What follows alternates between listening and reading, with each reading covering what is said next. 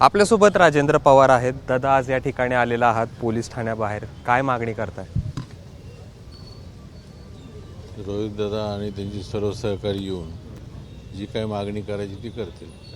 खरं तर तुम्हाला पण असं वाटतंय की हा घातपात असावा? कारण गेल्या काही दिवसापासून सातत्यानं आरोप केले जात आहेत की हा घातपात आहे. काय सांगायला सांगा? मला त्यात घेऊ नका, पण सर्व साधारण बारामती आणि महाराष्ट्रातल्या लोकांची जो मोकळेपणा पाहिजे तो मोकळेपणा नसल्यामुळे लोकांना या शंका जास्त यायला लागलेल्या आहेत असं मला वाटतं. काय एकंदरीत साधारण वातावरण बारामतीमध्ये पाहायला मिळतं? या ठिकाणी तुम्ही कार्यकर्त्यांशी बोलतात. नको, तुम्ही कार्यकर्त्यांनाच विचारा.